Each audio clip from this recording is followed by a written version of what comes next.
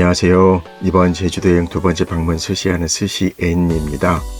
제주도에서 가장 이름이 알려진 스시야라고 하면 제주신라의 히노대가 있을 수 있겠고요. 다른 하나는 스시 호시카이 같은데요. 호시카이에서 근무하셨던 김호열 셰프님께서 오픈한 스시야입니다. 구글링을 해보면 오픈은 2016년에 하신 것 같고요. 그러면 5년이나 되는 업력을 갖고 계시네요. 우선 말씀 먼저 드릴 것은 저도 확실하게 사전 체크를 못한 것도 있습니다만 여기 스시에는 동영상 촬영을 불허하는 곳이더라고요. 한동안은 가능은 했었다고 하는데요. 일전에 좀 불미스러운 일이 있었다고 하시더라고요. 그래서 요즘은 아예 동영상 촬영을 못하게 하시고요. 대신 일반 사진 촬영은 전혀 문제가 없다고 하셨습니다. 그래서 이번 영상도 지난번 키즈나와 마찬가지로 동영상은 없이 일반 사진들로만 구성이 되어 있는 점 감안하시고 보셨으면 합니다. 여기도 역시나 택시를 타고 찾아갔고요. 스시에는 이동에 있습니다. 요즘 내비가 잘 발달되어 있으니 렌트도 마찬가지겠지만 찾아가는 데도 어려움 없을 것 같고요. 조용한 주택 한 켠에 위치하고 있었습니다. 택시 기사분께서 근처에 제주시청이 있다고 하시던데요. 그쪽이 좀 더 번화가라고 말씀을 하셨습니다.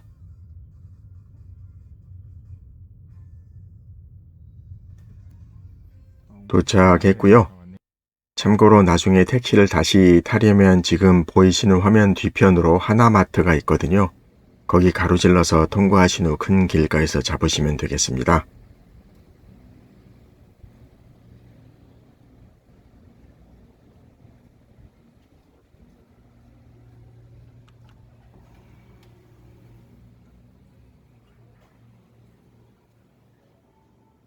총 9석의 카운트석으로 되어 있었고요. 룸이 하나 있는 것 같긴 한데요. 별도로 운영은 안 하시는 것 같습니다. 당연하겠지만 식자재가 전부 제주산이군요. 남녀가 구분된 실내 화장실은 바로 입구 쪽에 있었고요. 이렇게 딱 열심히 동영상 찍으면서 착석도 멋있게 했는데요. 바로 하시는 말씀이 동영상 촬영은 안 됩니다 라시더라고요. 아까 말씀드렸지만 일반 사진 촬영이나 유튜브 업로드도 문제는 없다고 하시던데요. 동영상 촬영은 물론 업로드도 안 된다고 하셔서 이따 메뉴판 말고는 지금부터는 사진으로 쭉 가겠습니다.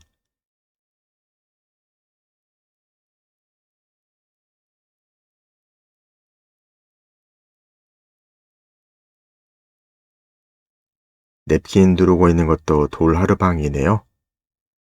생맥주는 산토리생 취급하셨는데요. 근데 저 잔이 500ml짜리인 것 같습니다. 꽤 컸고요. 대신 가격은 12,000원이라서 양까지 생각하면 이 생맥 가격 나쁘지 않겠습니다. 근데 마침 또 제 잔 따르고 나서 케그를 교체하시더라고요. 메뉴판 잠시 보시고요.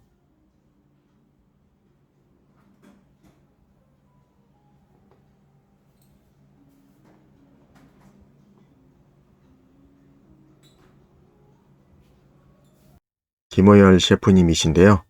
서브 시작하시면서 뿌리와사비를 가시더라고요. 나름 퍼포먼스 겸 뿌리와사비도 강조하신 셈이고요. 뿌리와사비는 수분감이 좀 있는 편이었고 은은하게 퍼지는 와사비 향이 좋았습니다.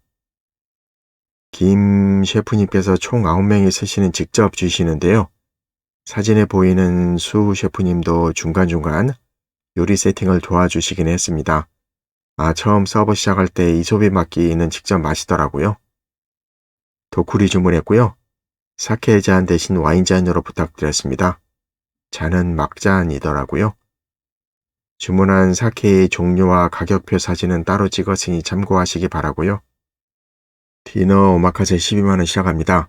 참고로 마무리 식사로 솥밥이 들어간 코스는 15만원이라고 합니다. 이건 예약 시 따로 얘기하지 않으면 그냥 12만원으로 서브가 되더라고요. 츠마미를 수 셰프님과 함께 준비하시던데요. 시작은 스노모노 또는 스모노 초회입니다. 중간 회색은 오도리 새우고요. 그 밑에 동그란 노란 것은 따로 셰프님께서 설명은 안 해주셨는데요. 카즈노코라고 청어알인 것 같습니다. 톡톡 터지는 식감이 있었고요. 밑에 짙은 갈색은 해초인 꼬시래기입니다. 식욕을 돋구는 스타터인 초회인데도 꽤 구성이 다양한 부분 은근 마음에 드는 시작입니다.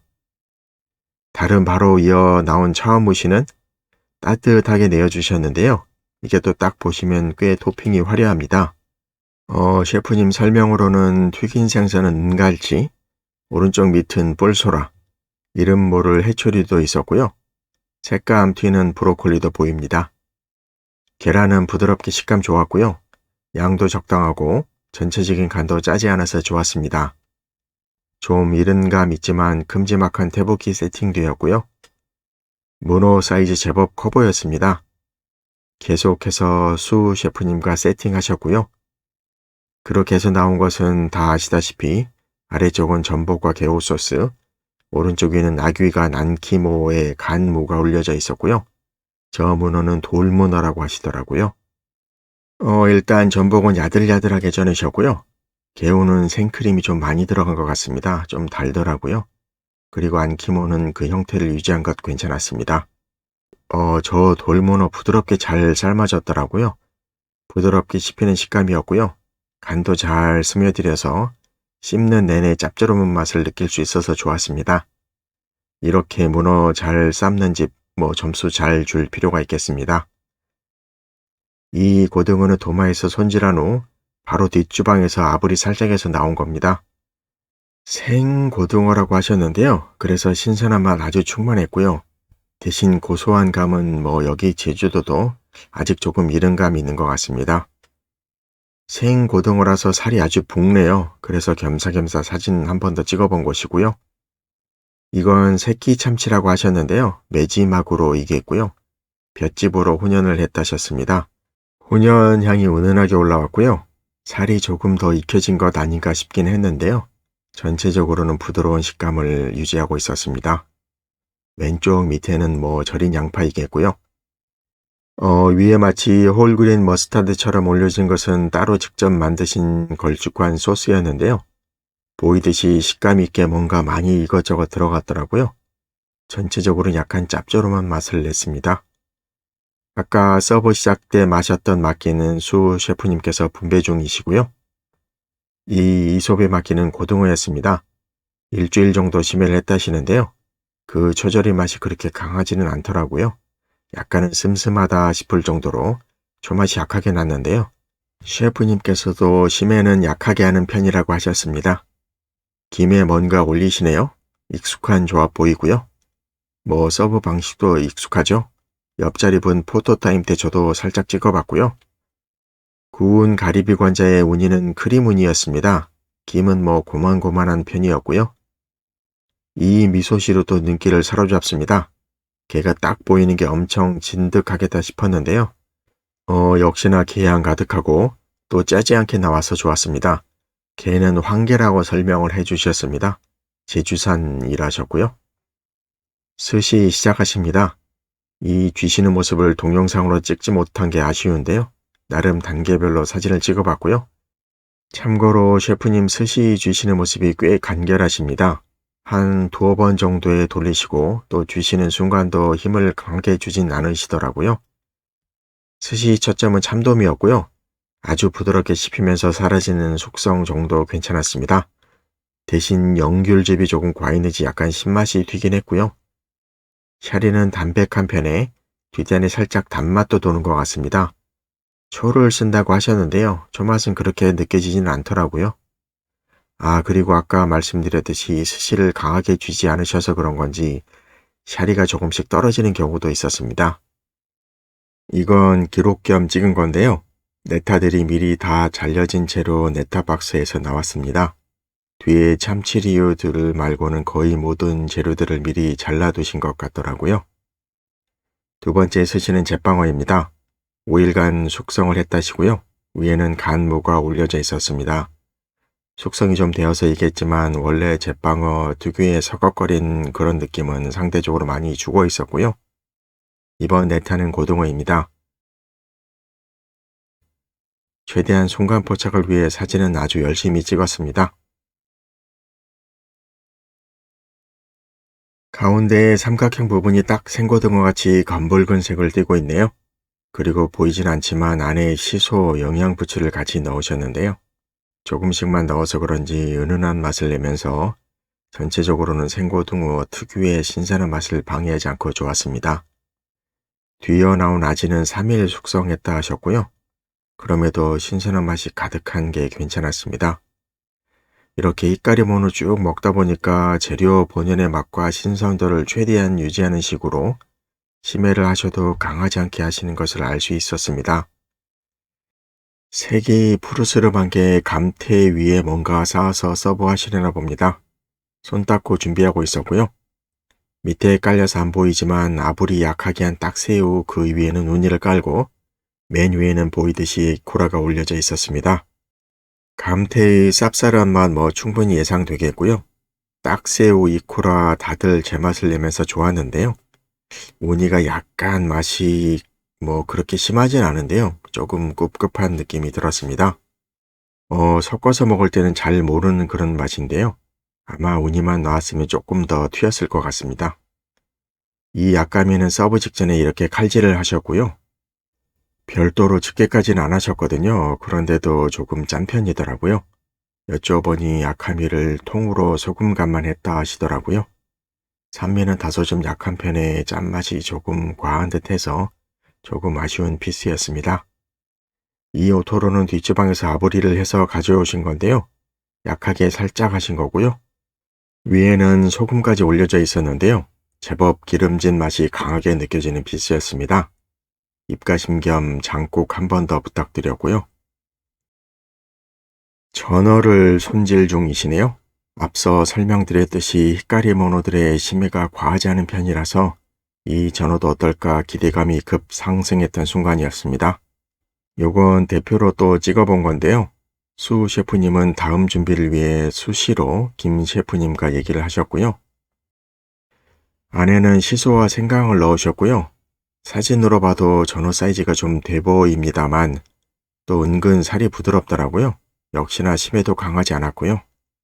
사실 서울이 전국에 좋은 식자재들이 모입니다만 여기 제주도는 역시 이런 생물들의 수급이 수월해서인지 뭔가 조금씩 다르다는 느낌을 받았습니다. 특히나 이 전어는 얼마 되지 않았었죠. 스시 마카세에서 먹었던 전어도 딱 저런 사이즈였는데요. 그 녀석 생각이 나면서 비교가 조금 되더라고요. 물론 셰프님 실력도 어느 정도 영향이 없을 수는 없겠지만 그렇습니다. 이건 멘치카츠입니다. 한우하고 흑돼지를 섞어서 만들었다 하시던데요. 고기 맛이 많이 나는 고급진 동그랑땡이라고 보시면 되겠고요. 저 노란 소스는 따로 말씀은 안 해주셨는데요.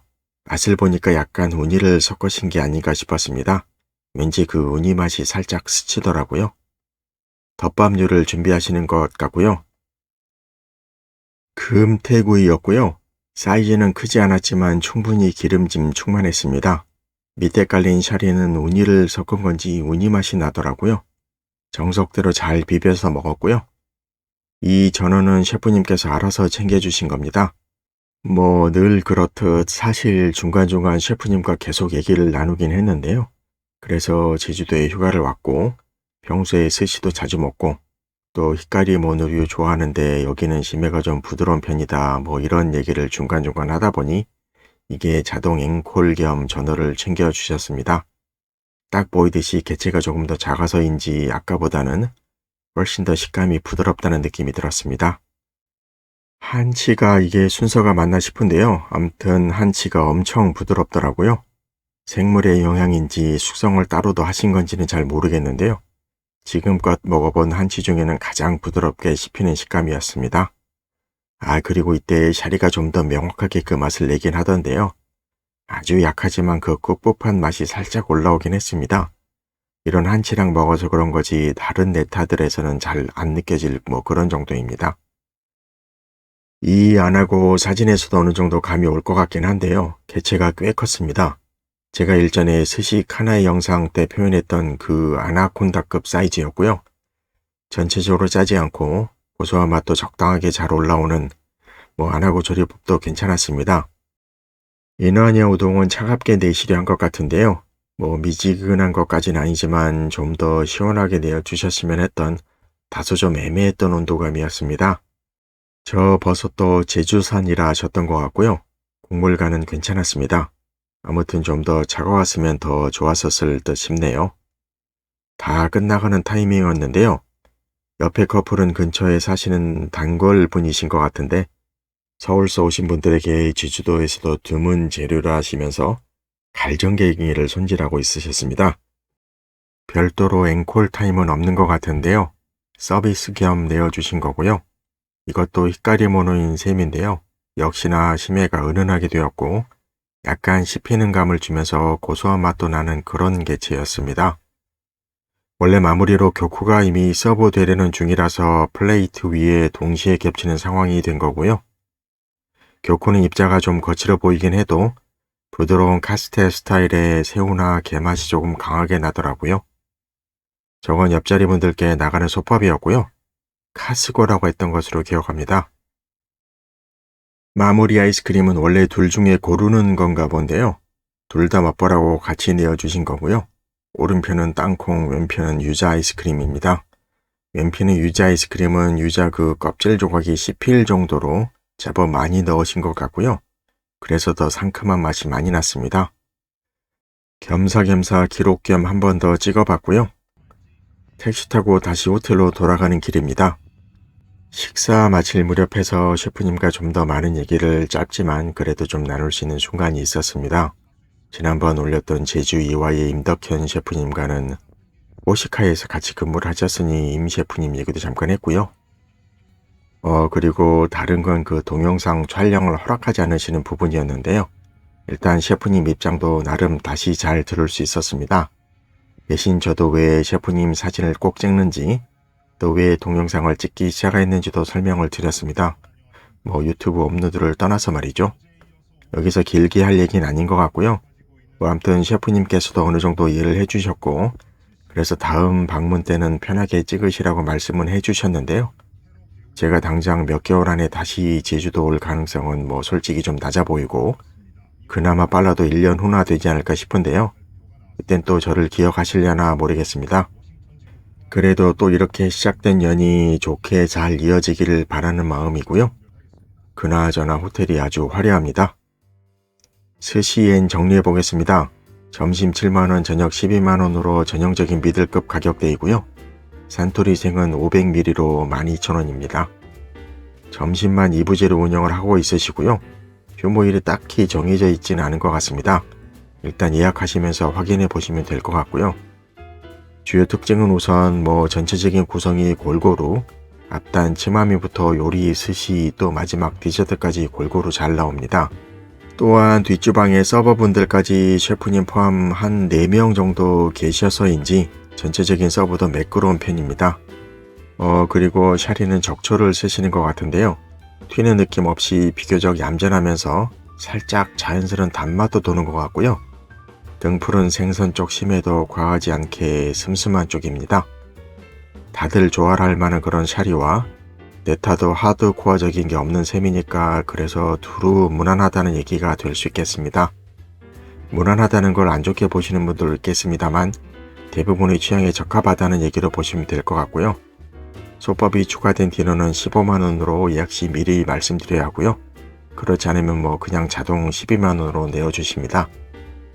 마지막으로 시내권에 스시야들이 은근히 있던데요. 재밌던 게 제가 방문하던 날 두 그룹이 아마도 골프를 치신 것 같고 여기 스시엔에서 후다닥 디너하시고 바로 비행기 타러 가시는 것 같더라고요. 공항이 가까워서 그렇게 코스를 택하신 것 같은데요. 점심이든 저녁이든 스시엔에서 식사하시고 비행기 타시는 시도도 나름 괜찮은 선택지라는 생각이 들었고요. 사실 제주도 내 다른 스시야들도 대부분 그렇겠습니다만 제주산 식자재들로 구성된 코스라서 어르신들과 여행을 왔고 또 가족분들이 스시를 좋아하신다면 여기 스시엔에서 런치로 식사를 하시고 비행기 타러 가시는 것도 좋지 않을까 싶습니다. 영상 이렇게 마치고요. 제가 제주 여행시 갔던 스시야로 제주 이와이 영상하고요. 서울에서 제주산 식자재가 비교적 많이 나오는 곳이 있죠. 스시려 프리미엄 런치 방문 영상도 겸사겸사 보시면 좋을 것 같습니다. 감사합니다.